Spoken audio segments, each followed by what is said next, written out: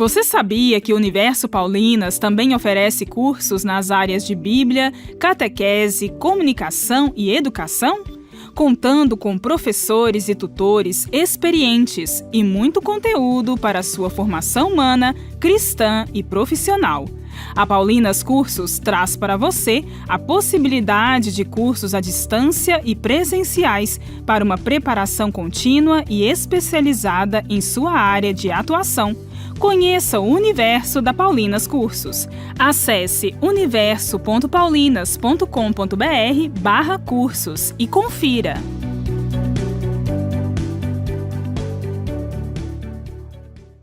Boa tarde para você que está aqui conosco no YouTube do CEPAC, na página do Facebook do CEPAC, Serviço Pastoral da Comunicação de Paulinas. O CEPAC, ele tem um projeto de formação de agentes de pastoral com uma série de lives programadas que permanecem disponíveis no canal do YouTube CEPAC Paulinas. A programação do CEPAC nos caminhos da comunicação acontece todas as quartas-feiras às 16 horas e tem como objetivo a formação e a capacitação dos agentes de pastorais em duas vertentes. Uma, pensar a comunicação, conteúdos e reflexões sobre a comunicação, e outra, nos caminhos da comunicação passo a passo, ou seja, a comunicação trabalhada nas práticas pastorais e nas técnicas do dia a dia.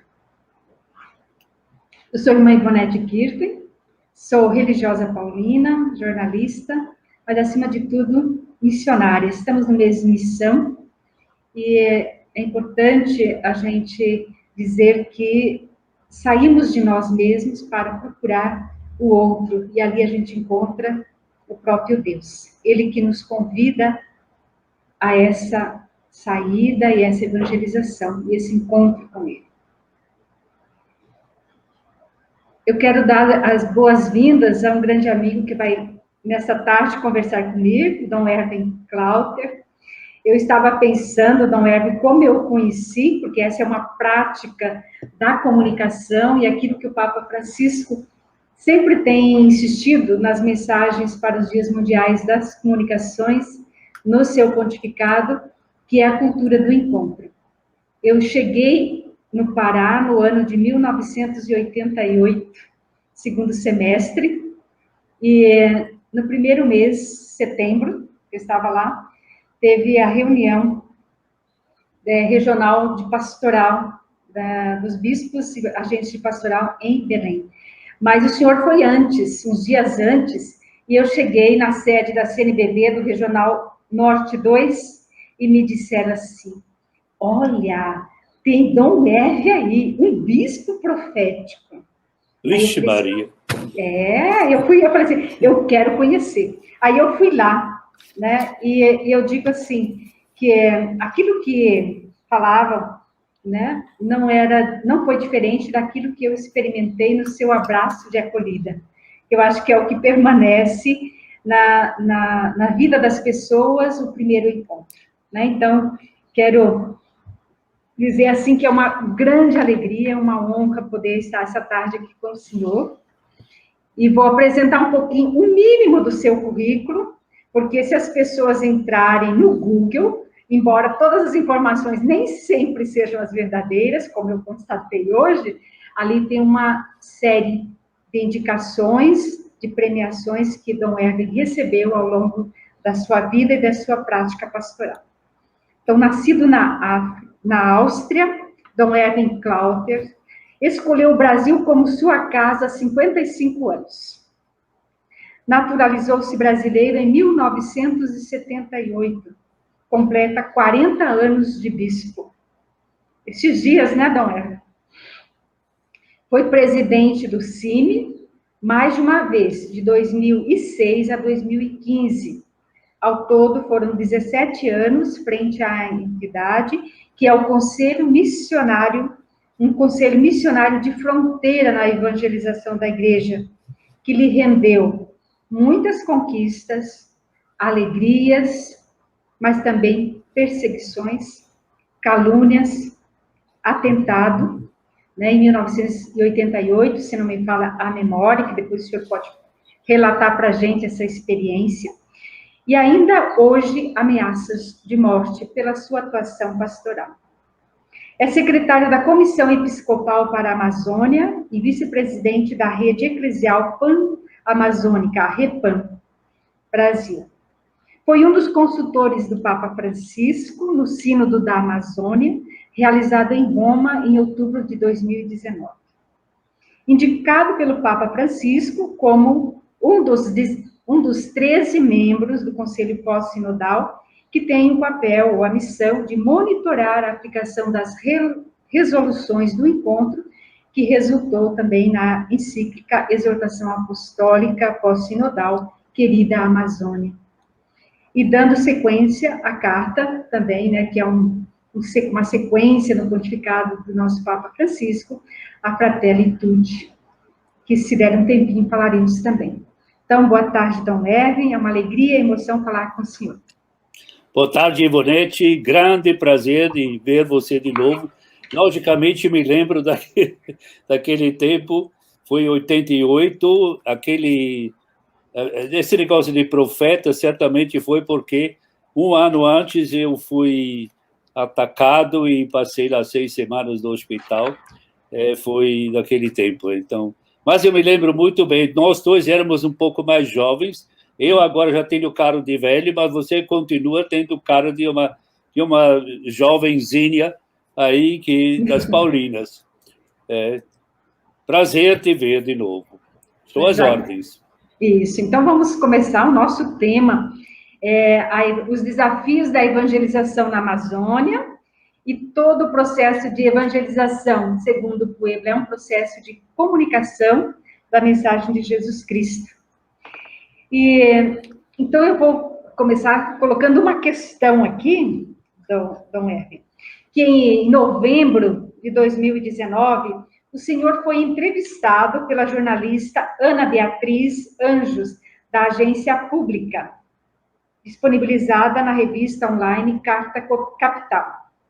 E na introdução da matéria, ela escreve, entre aspas, Dom Erwin foi abraçado pelos montes, pelas pessoas que aguardavam a abertura do encontro Amazônia, Centro do Mundo, na Universidade Federal de Altamira. O bispo emérito do Xingu, de 80 anos, que agora são 81, retribuía os cumprimentos com sorrisos e não negava pedidos de foto. Seu comportamento cordial ganhou traço de seriedade quando, horas depois, subiu ao palco para dar início ao evento, que reuniu indígenas, ribeirinhos, pescadores, lideranças e movimentos sociais, ativistas e pesquisadores. Aí tem uma afirmação que ela grafou do senhor. Em consequência da nossa fé, da nossa religião e do evangelho, temos a obrigação e a missão de defender a vida. E quando falo em vida, não falo apenas da vida humana, mas da fauna e da flora da Amazônia. Dom Erwin, gostaria que o senhor comentasse essa afirmação e que é a experiência dos profetas também, tudo isso que a jornalista escreve na introdução da matéria, que é conciliar ternura, o rosto misericordioso de Deus, e a denúncia das injustiças. Pois é, Ivonete, eu lamento muito não poder abraçar agora, faz tempo. Eu estou com todas as cautelas e precauções e eu estou celebrando missa há 15 dias com o povo, mas uma distância e com a máscara. Eu me acho tão ruim que não posso nem lhe explicar, porque gente que meses não vi, e de repente a gente vê e quer abraçar, e não pode, dá uma cotovelada, assim, pelo amor de Deus, ou assim, é tão ruim, eu rezo a Deus para que essa época, essa pandemia passe para a gente se poder tratar normal. Pois é, mas Aliás, aquela matéria eu nem li, eu me lembro da entrevista que a Beatriz é o nome dela, não é? Beatriz, Ana Beatriz. Fez, mas eu não me lembro que li, que ela disse, bom, a primeira coisa, nós acreditamos num Deus que criou o céu e a terra. Isso já é o livro Gênesis. Criou tudo. E agora eu vou dar um pulo para o Papa Francisco, aquela encíclica Laudato Si, onde ele fala que tudo está interligado. A gente pensava antigamente, ou traduzia errado, que nós estamos subjugando, dominando, fomos convocados a dominar, e é errado essa tradução. No hebraico, seria mais no sentido de tomar conta, fincar os pés, tomar conta, zelar, cuidar, amar toda a natureza, tudo que Deus fez. E aí entram os bichinhos e os bichões, e entra toda a natureza, a flora e a fauna. Nós somos responsáveis no sentido porque temos inteligência. Então, nós não podemos acabar com o mundo que nos cerca. Meio ambiente, a palavra meio ambiente não me diz muita coisa, mas quando a gente diz o nosso mundo, a nossa casa, então é outra coisa. E acho que nossa casa, eu ia traduzir ainda mais nosso lar, porque casa pode ser simplesmente um lugar onde a gente se abriga contra a chuva e o sol, mas o lar, aí que eu moro. Quando eu digo eu vou para minha casa, lá está minha família, lá são meus amigos, meu quarto, onde eu moro, onde eu como, onde me encontro, é sempre o lar, é o encontro da família, você falou um encontro, mas todo o mundo que Deus criou, de certa maneira, é o lar, no sentido que nós não conseguimos sobreviver sem respeitar esse mundo. E a responsabilidade nossa é exatamente também pelas futuras gerações. Nós não somos a última geração. Nós não podemos dizer depois de nós o dilúvio, a presboire de luz. Não, nós estamos aqui nessa época, passamos, e tem outra geração e ela também quer ter esse lar. E do jeito como está acontecendo agora na Amazônia, estou muito preocupado por causa da destruição programada desse lar. Eu estou aqui há 55 anos, como você falou, Ivonete, há 55 anos, eu sei que aconteceu neste tempo. É simplesmente horrível. E não tem como explicar, e não tem como justificar o que se fez e o que se continua fazendo. Então, nesse sentido, nós somos, de fato, chamados, e isso falei, sempre estou falando, e naquele encontro de Centro do Mundo, de fato, a Amazônia, Centro do Mundo, não é exagero nenhum, porque sem a Amazônia o Brasil deixa de viver. Com certeza, porque as chuvas se produzem aqui. E a Amazônia, nesse sentido, a destruição da Amazônia ultrapassa as fronteiras do Brasil. E certamente atinge o planeta. E os cientistas estão falando que a Amazônia tem uma função reguladora do clima planetário. Então, a Amazônia não é apenas um bioma aí que o Brasil tem a maior parte. A Amazônia é centro do mundo no sentido de que depende da Amazônia depende da Amazônia também o clima planetário. Então, nesse sentido, como cristão, eu acredito que Deus fez e Deus disse que tudo era bom.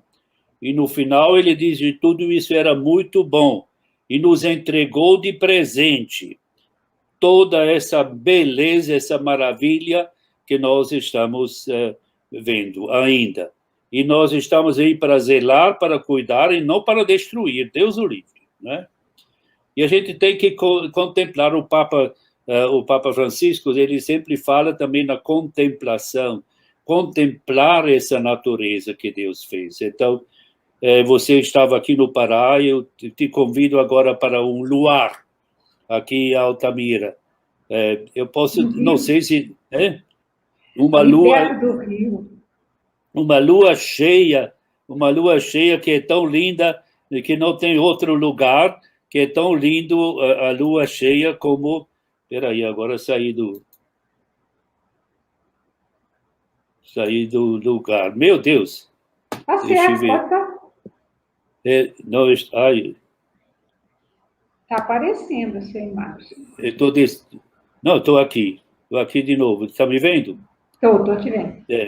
Eu não sei, eu tenho uma lua aqui tão linda, mas vocês não vão ver, com certeza. Eu não sei como mostrar para vocês. Como a gente faz? Eu tenho uma lua, quer dizer, a lua é só um exemplo da natureza, da beleza da natureza. Veja as árvores, veja um ipê em flor, veja as pequenas flores. Eu fico sempre impressionado quando, agora já tem asfalto, mas antigamente eu andava lá pela Transamazônica, pelo menos pela Transamazônica, era poeira, que a gente fica desesperado, né, a poeira. E na beira da estrada tinha ou tem umas florzinhas lilás, totalmente imaculadas. As folhas, tudo marrom de pó. Tudo. Mas essas flores não têm um pó. Eles se mantiveram e se mantêm limpas. Eu não sei como explicar. Eu já falei com fitólogos, não, eles dizem que eles têm lá um tipo de filme em cima da flor e não sei o quê, mas isso não me interessa.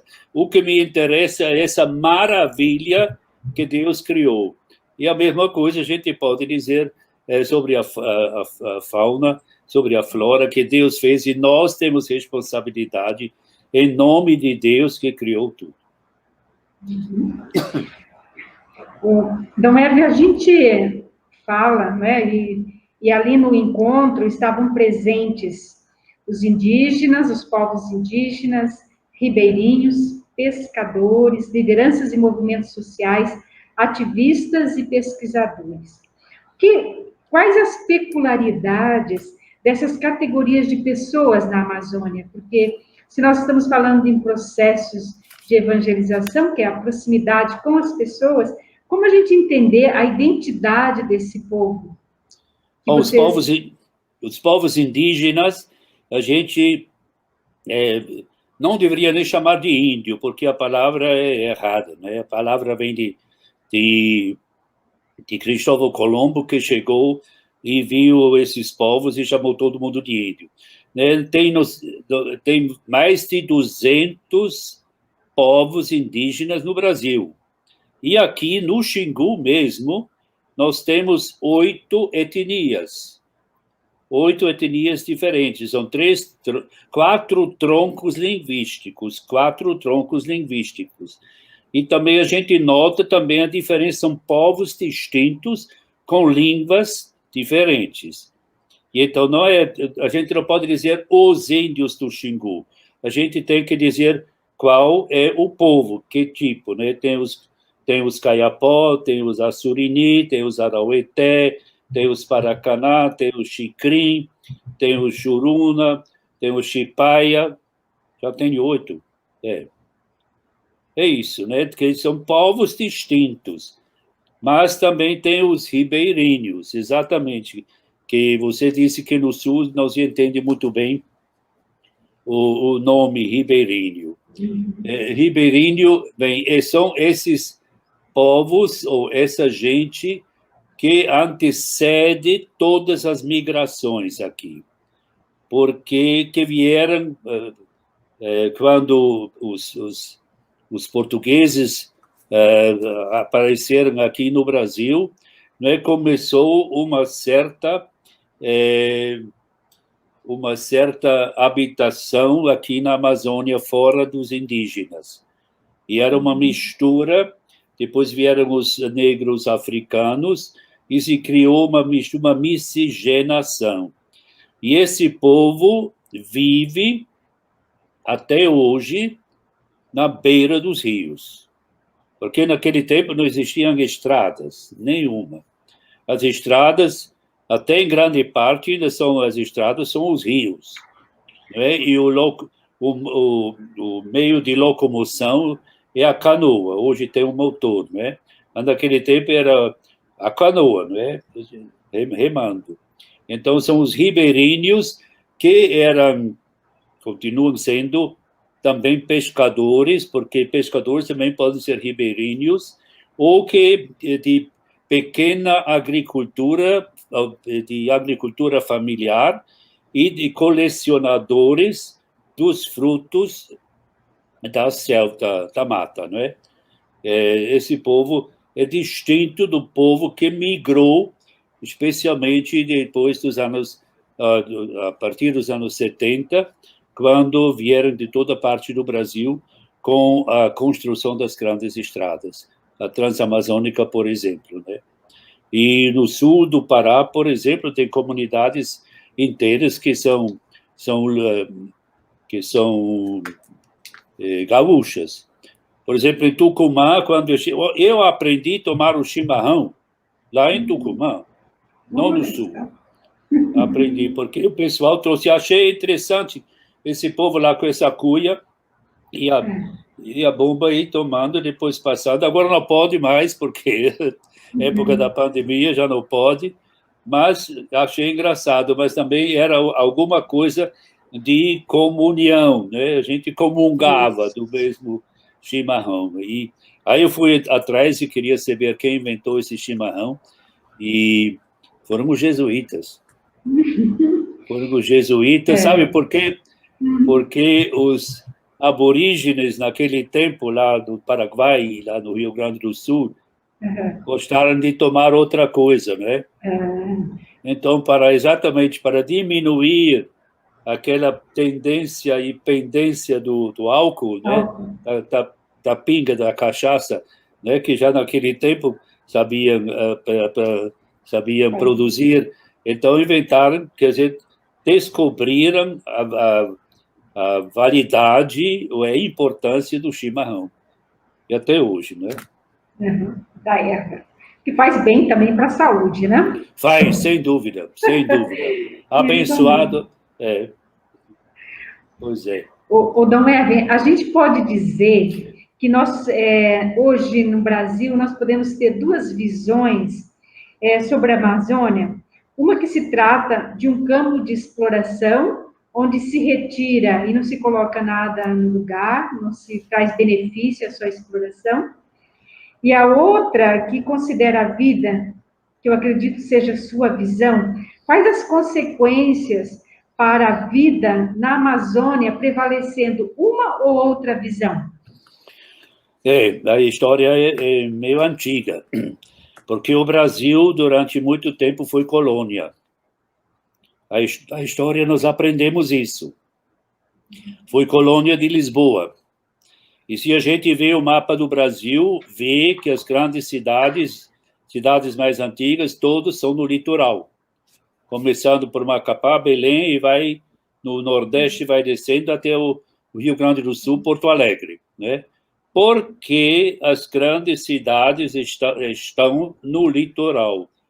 Porque as cidades eram cidades portuárias. E o Brasil, para Portugal, foi o sítio, foi a província, foi o lugar de onde a gente vai buscar.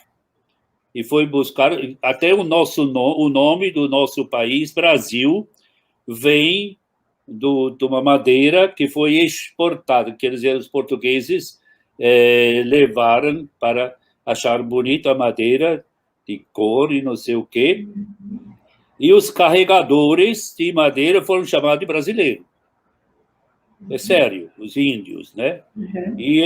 E os portugueses acharam, ainda no início, pensaram que era uma ilha, chamaram de Vera Cruz, e depois descobriram que era um continente, e o Brasil recebeu o nome de Terra da Santa Cruz, e depois, por causa da exportação do pau-brasil, virou Brasil, província. Depois veio a independência, que a princesa Leopoldina tem grande merecimento nisso, vocês sabem disso, né? Eu venero muito a Leopoldina, porque sabe de onde ela veio? De onde ela era? Ela era da minha terra, de origem. Sim, sim. Isso. Sério? Grande sério. mulher. É sério, sim. Grande mulher. E o Dom Pedro, ele só ratificou aquilo que ela queria, a independência. Não esqueçamos isso. Mas tá bom, vamos voltar. E agora, depois da emancipação do Brasil, né, se constituíram as grandes regiões. E a Amazônia, sempre até agora, é considerada, de certa maneira, província. Província madeireira, província mineradora, última fronteira agrícola, província energética. Então, se vê a Amazônia como um celeiro, quer dizer, onde tem tudo.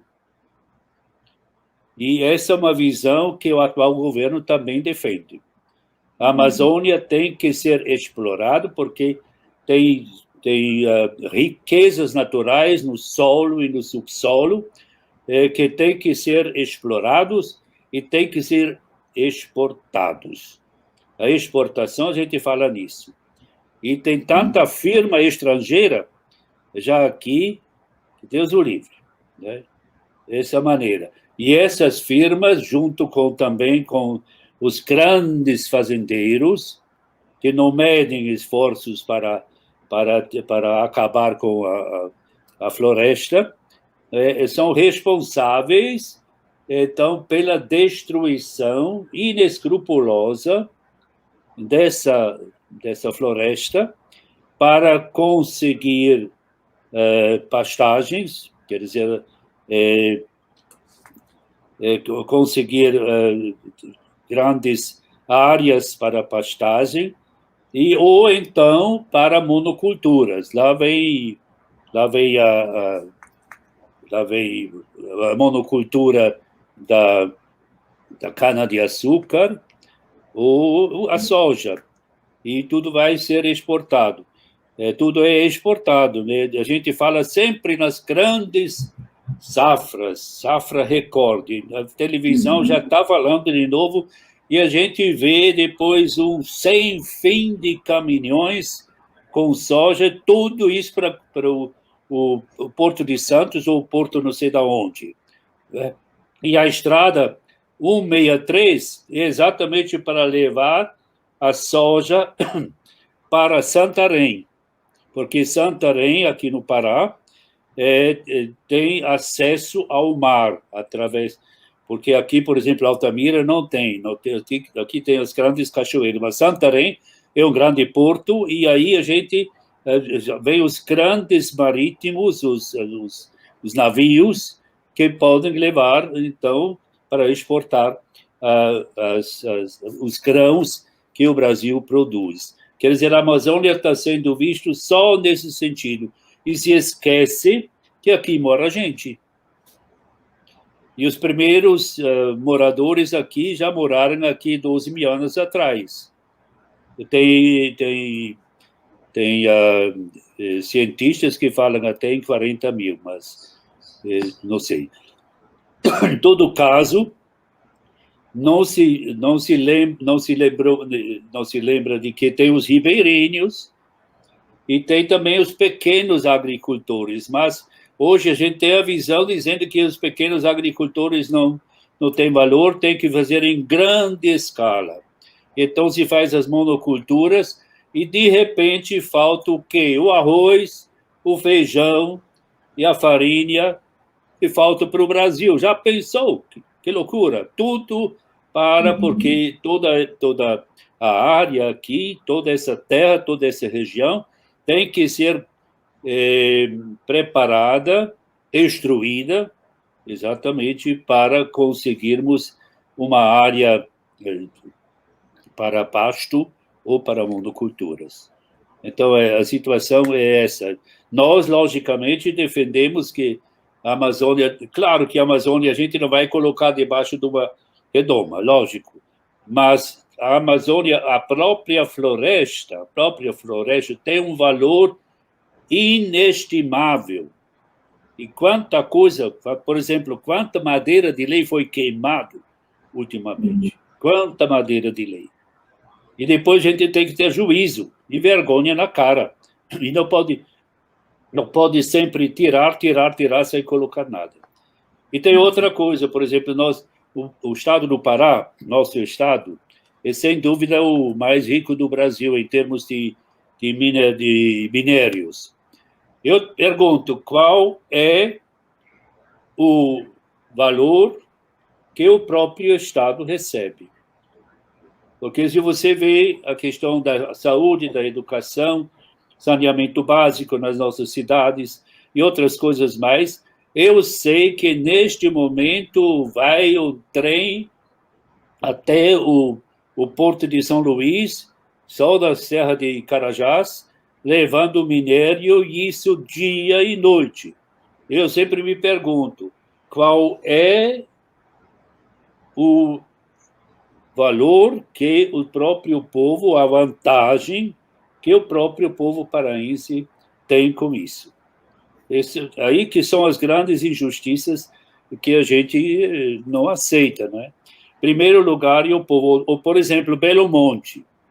Belo Monte é aqui na frente da casa. Posso olhar aqui, onde estou aqui, estou olhando o rio.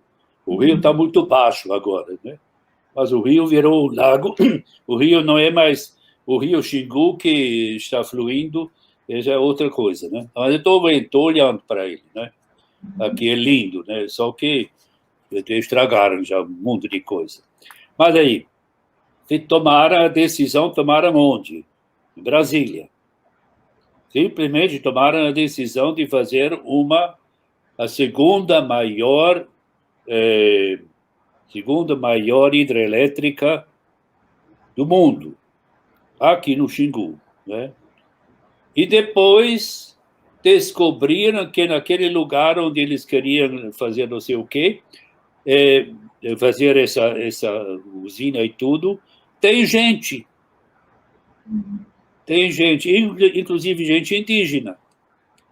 Agora, fazer o quê? Não, o sujeito histórico não é o povo, não são os povos, não são aqueles moradores, habitantes há muitos anos, há décadas, há séculos, há milênios, eles não são sujeito. Sujeito é hidrelétrica. E as famílias humanas têm que ser levado a uma solução. Que solução é essa? Se fez aqui em Altamira, se fez aqui um mundo de hooks, que a gente chama, assim, artificiais, casinhas pré-fabricadas.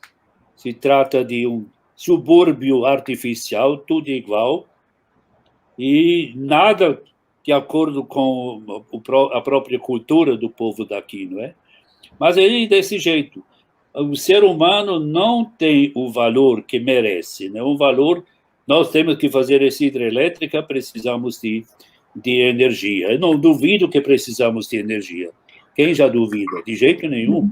Porém, tem tantas maneiras de conseguir energia elétrica.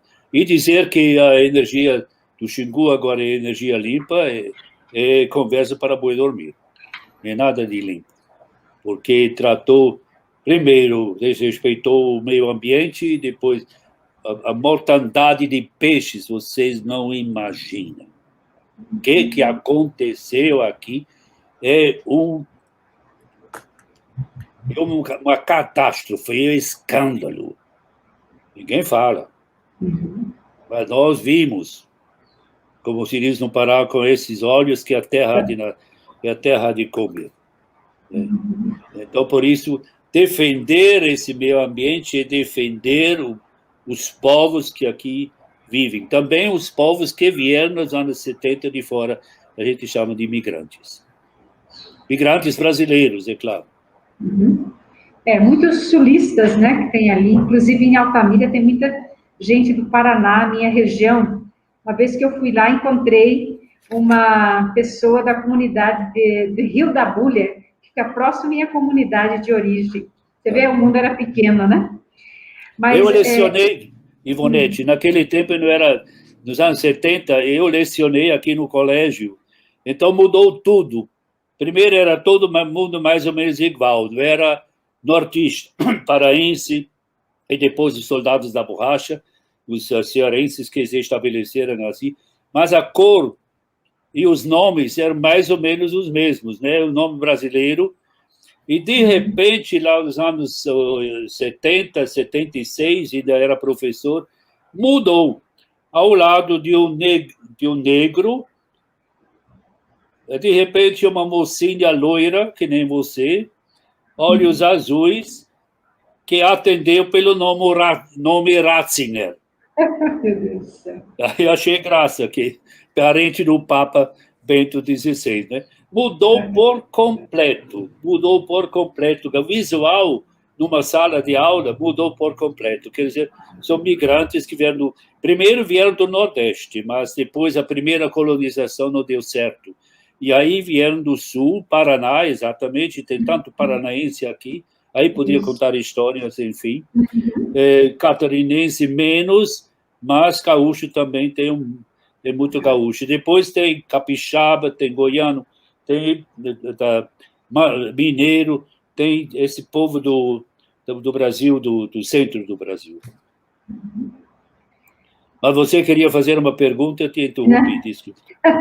Não, é exatamente, levando em consideração, esses grandes projetos, eles provocaram grandes migrações para as periferias da cidade, né? Então, inchaço da cidade, fins dos anos 80, 90, né? Que a gente falava muito isso nas avaliações pastorais, que continuaram, e que se aceleraram de todo canto do país, mas, de modo particular aí, aumentando a violência, a pobreza, a discriminação das pessoas. Então, nesse período, qual foi a atuação do senhor enquanto bispo, né, que está aí como líder, pastor? Eu sei que nesse período o senhor está ainda com a escolta, né, da Polícia Federal, exatamente porque recebe ameaças de morte, mas na região de Altamira tem toda a presença e também a história da irmã Dorothy, que por causa de defender as causas dos pobres, dos pequenos agricultores, ela foi assassinada, morta, martirizada. Então, como foi a posição da igreja, como é hoje a posição da igreja nessas grandes realidades, e que são realidades de fé, mas também de muita violência, não é? Não é? Sim. Mas eu acho que temos que ainda voltar exatamente ao final dos anos 60 e início de 70. O Concílio Vaticano II é um marco histórico. Outro marco histórico é Medellín. Mas, para a Amazônia, a virada copernicana era o encontro de Santarém, 1972. Aí mudou por completo não pode dizer, mas mudou muito a maneira de nós exercermos a nossa missão pastoral e evangelizadora. Porque antes era desobriga, que a gente viajava rio acima até as cabeceiras e por tudo quanto é canto, Rio, Igarapé para o sul é Riacho, né? Né? Uhum. Igarapé. Riachos. Riachos, né? Igarapé. Mas os Igarapé aqui são como rios, são grandes, às vezes são muito grandes. A gente anda de barquinho, ou de barco até, não é? Então, nossa vida era essa, era mais de sacramentalização. Aí veio a conferência, eu chamo hoje, mas foi o encontro dos bispos da Amazônia em Santarém. E esse encontro mudou a maneira de fazermos pastoral. A partir de então surgiram as comunidades eclesiais de base. E a gente não pode esquecer isso. Mudou também a figura do padre e até a figura do bispo. Porque antes era desobriga, sacramentalização, a partir de então, onde tinha gente, se criou uma comunidade. Por exemplo, a Transamazônica, que começou aqui no início dos anos 70, nós acompanhamos aqui, eu era padre, e tinha o colega Padre Conrado, nós acompanhamos a vinda de todos os migrantes e nós conseguimos criar as comunidades ao longo das estradas e ao longo das vicinais, que em grande parte, na maior parte, existem até hoje. A nossa função naquele tempo era organizar as comunidades, que não era fácil, porque de repente tinha gente de vários estados que não se conhecia. Mas a única coisa que era comum era, eu posso até contar, tinha uma senhora aí que se chamava Dona Maria, ela sabia puxar o terço. Tá. E então o pessoal veio de tudo quanto é canto, piauiense misturado com mineiro e com capixaba, com gaúcho e com paranaense, de tudo quanto é canto. E de primeira coisa é sempre um pouco desconfiado. Quando a gente não conhece uma pessoa que vive agora do meu lado, a gente desconfia.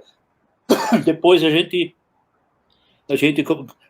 começa a fazer amizades. E o ponto de partida foi exatamente esses encontros, às vezes começando com o terço, puxar o terço, e a Dona Maria sabia.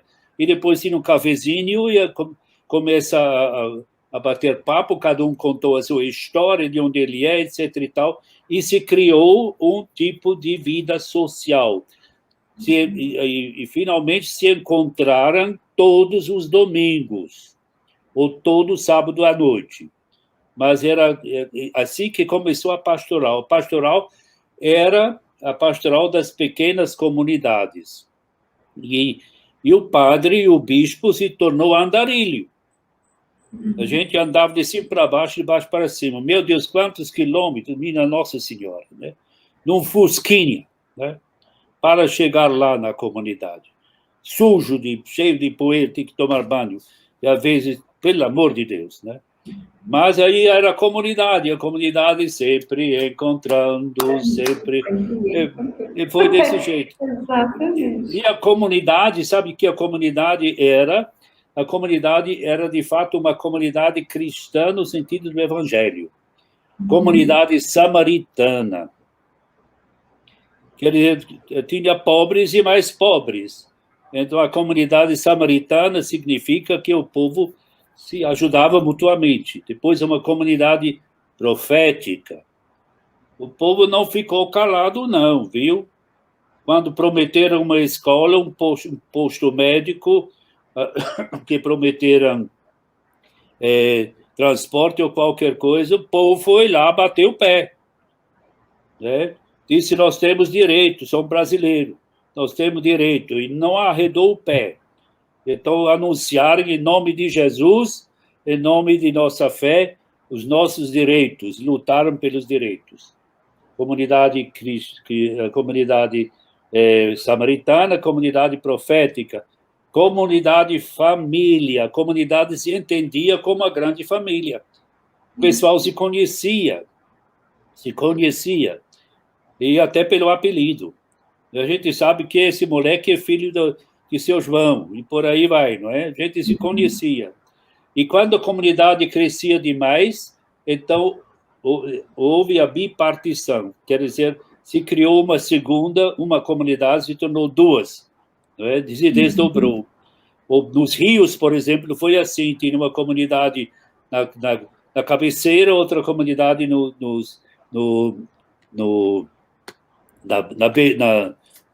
na boca do rio, né? Então, de repente, fizeram duas comunidades no meio do rio, né? E assim foi, a multiplicação impressionante.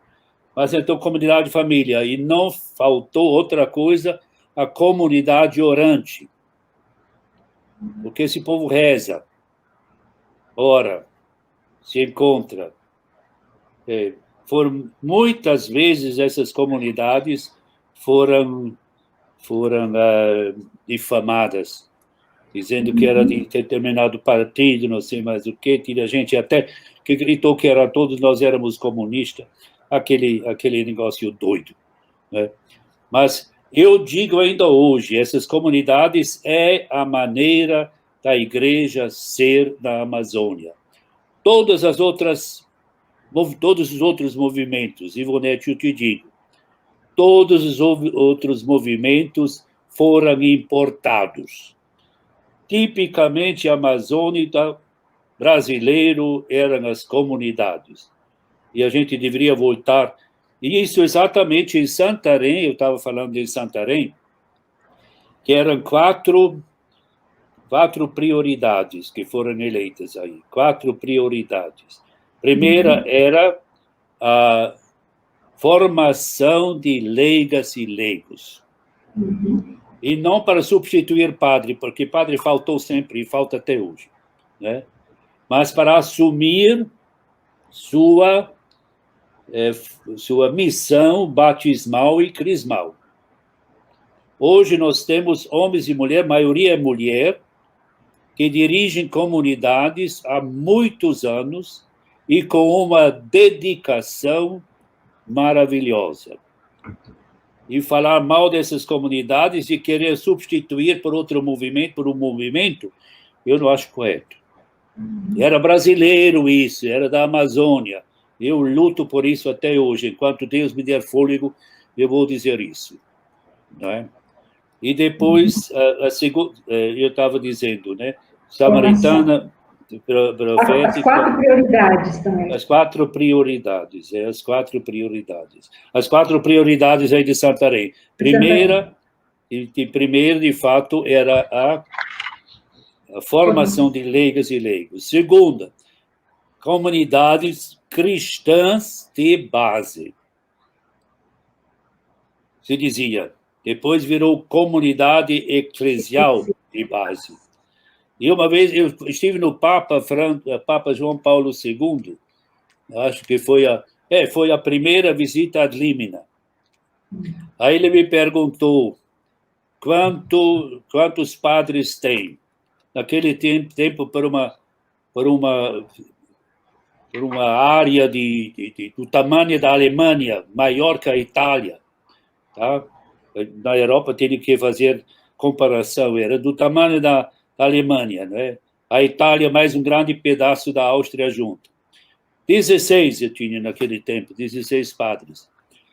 Ele disse muito pouco, disse, eu sei, eu não preciso ir com o Papa para saber que são muito pouco. Tem irmãs, diz, tem umas 30 irmãs de 2 ou 3 congregações, inclusive também do Sul, que vieram por causa da igreja irmã, né? Então, ele disse, troppo pouco, né? Muito pouco, tá? Então, ele disse, como faz? Aí eu disse para ele, ci sono anche i laici. Existem também as leigas e os leigos. Aí o Papa, que Deus o tenha, o Papa respondeu, comunidades de base. Eu disse para ele, não é completo, é comunidade eclesial de base, porque é aí que a igreja vive. Aí ele me bateu no ombro e dizendo que devo continuar desse jeito. Mas é exatamente isso. Essa aqui é a grande... são as comunidades, e depois, em 75... Em 72, também foi criado o CIMI, Conselho Indigenista Missionário. Então, essa também foi outra prioridade. E a quarta prioridade daquele tempo foi os grandes projetos. Imagine, já em 72 se falava dos grandes projetos. E a igreja, logicamente, tinha a ver com isso. Nós sempre nos manifestamos e lutamos e defendemos os direitos humanos, e defendemos os povos, os ribeirinhos, os pescadores, os povos indígenas, e também os povos urbanos, os migrantes. Os migrantes, quando chegaram, estavam sem chão. Imagine, todos os parentes estão no Paraná. Havia uma família, pai e mãe no Paraná, tio, padrinho, tudo. Então, se sentiram, muitas vezes, desenraizados. E aí, exatamente para se entender também como família, as comunidades foram criadas e existem até hoje. Agora falei demais, não falei? Não, porque eu acho que tem que dar essas explicações. Não sei se o senhor observou, teve pessoas aí a Antônia Xingu dizendo exatamente isso, que foi uma alegria. Antônia, está... É minha comadre. Porque tem a comadre Antônia Melo e tem a Toninha. Não sei qual. Aí estava a Antônia do Xingu aí, ó. Amazônia, o centro do mundo, promoção da vida xinguara na Amazônia. Depois também teve a Comissão Bíblica da Arquidiocese de Olinda e Recife. Não, é a comadre. É a comadre mesmo. Sim, eu vi agora. Olha aí, depois ó. O quê? Aí a animação bíblica da Arquidiocese de Olinda e Recife, dizendo: Dom Erwin, como conduzir o progresso econômico com a utilização das riquezas do bioma da Amazônia, sem esgotar suas riquezas a partir da experiência dos nativos. Não sei se fala nativos hoje, ou dos povos originários, né? Não, pode dizer nativos, pode dizer originários, pode dizer indígenas, pode dizer aborígenes, autóctones, tem um mundo de nome. Claro que os povos indígenas têm sua maneira também de aproveitar, não de abusar, de aproveitar o que Deus nos deu. Né? E tem um detalhe aí, os povos indígenas têm muito em comum. Eu me lembro, eu sempre conto essa história, eu me lembro quando fui pela primeira vez lá numa aldeia indígena dos Kayapó, e vi um bananal, lindo. Aí perguntei, quem plantou esse bananal? E o indígena, o Kayapó, logo respondeu, bebê mocré kuninipei, quer dizer, nós, indígenas, Kayapó, o plantamos. Ele não disse eu, ele disse nós. Embora que a criancinha certamente não ajudou na plantação, nem o velho e a idosa, que já não conseguem trabalhar. Mas tem aquela ideia de nós. Então, eles aproveitam o que Deus fez, mas sem estragar. E ninguém é contra o uso e o aproveitamento das riquezas naturais. Agora, tem que ter uma maneira tem coisas que que não se repetem, porque minério, por exemplo, do jeito como estamos fazendo agora, deixa atrás de si uma paisagem lunática, cheio de buracos e de veneno, não sei o quê. Os rios poluídos, etc. e tal.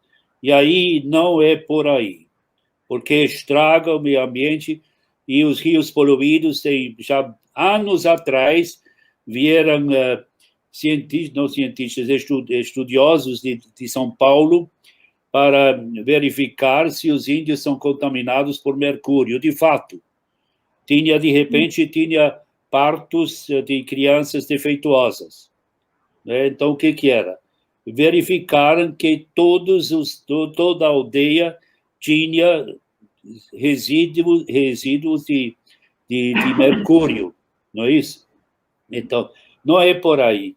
Acho que aproveitar com juízo, mas não destruir. E a Amazônia tem tanta riqueza que não precisa ser destruída.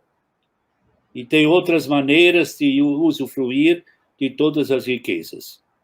Do jeito como se faz, é irracional e inescrupuloso. Olha, Dom Erwin, passa tão rápido, né? A hora. Mas o jornalista Marcos Asa, ele é da Paulinas, ele faz todo o trabalho também para as redes sociais da editora. Ele diz assim: Dom Erwin, o senhor pode fazer um resumo das tempestades e calmarias da sua vida missionária? Ah, meu Deus. Tem aquele livro que você mostrou. Isso. A Gisele vai colocar na tela. E... Só que já agora, isso faz 10 anos, né? Devia escrever outro nome, mas muita coisa está escrita, Memórias de Luta e Esperança. Eu nunca perdi a esperança, agora a luta continua. Que a luta não sou eu, viu? A gente às vezes pensa que não, ele que está... E tem aqui em Altamira, tem gente que está lutando desde que eu me entendo. E a maioria, sabe quem é? São mulheres. Eu até dou uma explicação porque as mulheres estão mais na linha de frente, na luta pela Amazônia. Por natureza, por índole, a mulher pensa na prole. O homem geralmente pensa no dinheiro agora. Mas a mulher pensa nos filhos, nos netos, como que podem viver. Então, aqui em Altamira, por exemplo, não apenas em Altamira, aqui no Xingu, estou dizendo, eu descobri que em todas as lutas por dias melhores e pelos direitos humanos, na defesa da mulher, na defesa da criança, na defesa do meio ambiente, as mulheres estavam na vanguarda. E até hoje, agora está tocando o telefone, eu não vou atender, tá? Então, estou dizendo, e aí que isso, de qualquer maneira, nos chama a atenção, que temos essa grande felicidade de termos pessoas aqui que, de fato, se empenham em favor de um mundo diferente aqui. E eu elogio, de fato, elogio as mulheres que são em primeiro lugar neste sentido. Dom Erwin, nós sabemos que o senhor é missionário, né? Veio de fora, mas é brasileiro, muito mais brasileiro do que muitos de nós, né? Esses jovens que estamos aí na ação evangelizadora. Aquele ardor missionário, nós estamos no mês das missões e concluindo, nós somos chamados a isso, né? A transmitir a fé para as pessoas, havia mais do que transmitir, a viver a fé entre as pessoas. O ardor missionário dos primeiros anos, ele modificou? O que é a razão da vida missionária do senhor?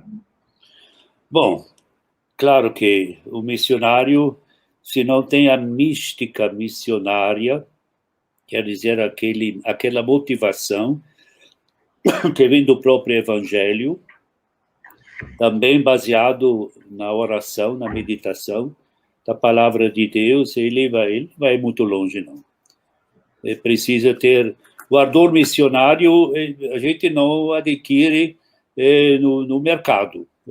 O ardor missionário, primeiro, a primeira coisa tem que amar o povo. Tem que amar o povo. Isso é a primeira coisa. Se você chega aí pensando que você é agora o dono da questão e você vai ensinar, você vai se lascar. Você tem que se tornar um delas. Essa é a primeira coisa. Eu nunca me entendi aqui e até hoje não me entendo. Eu sou austríaco, nasci lá. As minhas raízes estão lá, e eu não vou negar de jeito nenhum. Também não tenho necessidade de negar. Porém, eu sou bispo aqui. Eu fui padre aqui, fui nomeado bispo aqui e continuo, sou desse povo, pertenço a esse povo. Isso é.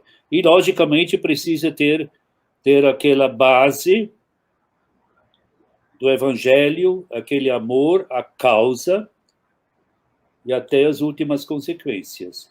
Eu tinha uma palavra que sempre me inspirava, ou continua me inspirando, da carta de São João, primeira carta de São João. Nisto conhecemos o amor que ele deu a sua vida por nós. Também nós devemos dar a vida por nossos irmãos e irmãs. Isso é o Evangelho. São João interpreta assim. E creio que cada missionário tem que esquecer da sua própria terra. Esse negócio de colocar a bandeira da terra de origem aí na frente da casa, Deus o livre. Não é por aí. Missionário, até nesse livro, Servo de Cristo Jesus, eu fiz lá dentro tem uma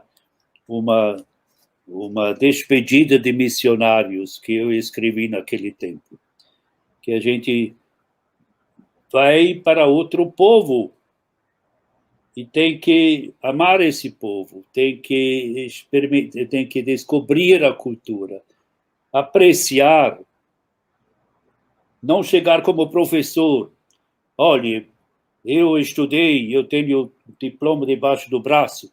Não, primeiro tu tem que aprender a cultura, tem que aprender a língua do povo. Não é apenas a língua portuguesa de Machado de Assis. Não, tem a língua do povo, como o povo fala. Tem que aprender gíria. Não palavrões não, mas não precisa aprender e ser... Os palavrões chegam de... a gente escuta, não repete. Não é? Mas tem que aprender a língua do povo e tem que amar o povo, especialmente com os povos indígenas. Eu não posso ir lá simplesmente dizendo que eu amo vocês e sou um de vocês, não sei o quê. Tu tem que aprender a língua. Eu me lembro, eu cheguei lá nos Kayapó, eu não falava uma palavra de Kayapó, não falava. Mas tinha um intérprete. Mas o povo todo só olhou para o intérprete, e eu era um zero. Porque eu não falava. Então, eu falava para o intérprete traduziu para o Kayapó. Depois eu disse, eu nunca mais vou para essa aldeia sem falar o mínimo. O mínimo para me entender com esse povo. E, de fato, aprendi. Aí fui lá, quando a segunda vez cheguei lá e falei, Kayapó. Meu Deus, eu nunca esqueço. Nunca esqueço, eu me tornei um deles. Eles mesmos disseram. Porque eu falava a língua deles. Então, tem que se esforçar nesse sentido. A língua é da comunicação, Ivonete, não é? Você é da comunicação e o veículo de comunicação é a língua. Então, a língua, se eu falo grego e você não entende grego, o que adianta? É verdade. Muitos desafios, né, Dom Erwin, na evangelização na Amazônia, mas eu sei que está estourando o nosso tempo, Mas eu gostaria, assim, de retomar da exortação apostólica, querida Amazônia, que o Papa ali coloca que ele tem 4 sonhos. O primeiro sonho é que uma Amazônia que lute pelo direito dos pobres, dos povos nativos, dos últimos, de modo que sua voz seja escutada e sua dignidade promovida. Segundo sonho, com uma Amazônia que preserve a riqueza cultural que caracteriza e qual brilha de maneira tão variada a beleza humana. Terceiro sonho, uma Amazônia que guarde zelosamente a sedutora beleza natural que a adorna, a vida transbordante que enche seus rios e suas florestas. Quarto sonho, sonho com comunidades cristãs capazes de se devotar e se encarnar na Amazônia a tal ponto que deem à igreja rostos novos com traços amazônicos. O senhor é um dos consultores do Papa para a aplicação desse sínodo. É possível esses sonhos? Qual o apelo que o senhor faz para a igreja no Brasil para que o documento, essa exortação apostólica, aliás, querida Amazônia, seja de fato uma realidade em nossa igreja? Eu ia simplesmente responder para todo o Brasil: amazoniza-te. A Amazônia, não adianta dizer a Amazônia é nossa, tem que dizer a Amazônia é o centro. E nós, no Brasil, temos 67% dessa Amazônia. E então, amazoniza-te significa crie sensibilidade, conscientize-se que a Amazônia não é província. A Amazônia não é o lugar onde a gente só busca e deixa buracos. A Amazônia pertence ao Brasil, aliás, a maior parte do Brasil é a Amazônia. E nós temos a responsabilidade, e essa responsabilidade é do Juí até o Oiapoque. Então, o que eu acho, especialmente nesse sentido, eu recomendo que todo mundo leia a querida Amazônia. Mas não apenas a querida Amazônia, porque tem mais acho que você tem também aí a Amazônia, Novos Caminhos para a Igreja e para uma Ecologia Integral, documento final. Tem as duas coisas. Tu certamente tem das Paulinas, da edição das Paulinas, eu não sei, eu ganhei. Então é bom ler isso. Quem se interessa pela Igreja da Amazônia tem que ler isso, vai descobrir muita coisa. Mas nós estamos no início. O sínodo faz 1 ano agora, estamos no mês de outubro. Mas a pandemia que chegou nos atrapalhou demais. Mas nós não paramos nesse sentido. E vamos lutar para implementar todas as coisas que nós trabalhamos e elaboramos no sínodo. Amazoniza-te quer dizer se interesse por Amazônia, se sensibilize, se conscientize nesse sentido. Ótimo. Então, temos uma missão e um grande desafio, enquanto igreja, de nos que é mesmo? Amazonizar. Isso, para que a gente possa ser, de fato, pessoas que não só vão lá para explorar, mesmo os missionários, uma vez o senhor me dizia, né? Quando a gente vai para a Amazônia, a gente vai para estar, não para a gente ir lá para fazer uma missão. É estar, né? Sim, exatamente. Se enculturar. Então, olha, Dom Viola, boa tarde, paz e bem, muito bem em ouvir a voz profética desse grande pastor emérito do Xingu. Abraços, irmãs Paulinas, Dom Hermes Cálculo, desde o Xingu. Doris Meire Almeida. Tem muita gente aí nos assistindo. Quero agradecer. Quero agradecer, dizer que essa live ela fica gravada e disponibilizada no YouTube CEPAC Paulinas. Vocês podem ir lá, clicar, compartilhar, mande para todos os amigos norte, sul, leste e oeste desse país, né, que eu acho que temos alguns pontos de reflexões muito importantes que foram abordados aqui. Muito obrigada, Dom Erwin. Suas considerações finais. Uma bênção.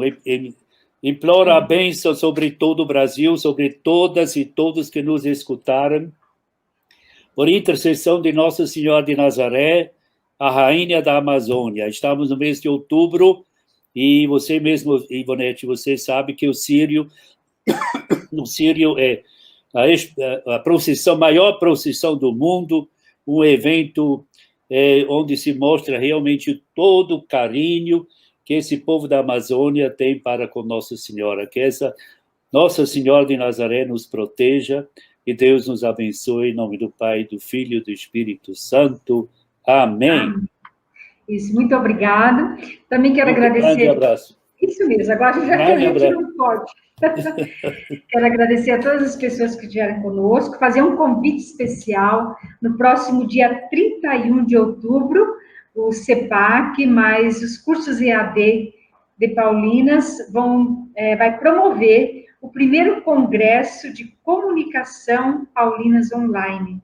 Então, dia 30, ele vai começar às 10 horas da manhã e termina às 18 horas. Uma programação intensa de reflexão dos caminhos da comunicação no Brasil e também na igreja, de modo particular, nesses tempos pós-pandemia. Como diz a CNBB, não é possível voltar atrás nos avanços que a igreja fez com as transmissões e o uso das redes sociais. Então, descobrir essa grande riqueza. Então, no próximo dia 31. Quero agradecer também a Gisele. Ela está aí, né? Boa tarde, Gisele. Dá um oizinho aí para nós. Olá! Pois é, Gisele é de Manaus, imagina. Isso mesmo, com muito orgulho, muito amor. Sim. Então, obrigada, Dom Erwin, obrigada, irmã Ivonete. Beijo. Quero agradecer pela toda a parte técnica que você fez aí, toda a transmissão e também pelo grande amor que você tem, a sua vocação missionária, sair de terras amazônicas para vir aqui e daqui para o mundo, né? Então, acho que essa é a grande riqueza. Hoje, Dom Erwin, nós completamos no Brasil 89 anos de chegada das primeiras irmãs missionárias, irmãs Dolores Baldi, que veio com 18 anos, lá nos idos 1931, aqui para o Brasil, só com a passagem de vinda. De onde ela veio? Ela veio da Itália, né? Uhum. E o fundador deu a passagem de vinda.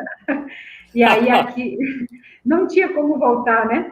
E logo em seguida chegou a irmã Estefanina Tilário e as duas começaram todo o processo de evangelização com a comunicação aqui na igreja. São 89 anos e nós agradecemos a Deus e a igreja. Parabéns. Que acolhe esse carisma. Tá bom? Hoje também é meu fundador, São Gaspar. Eu, 21 de outubro, meu fundador da minha congregação. Olha só. Tá bom?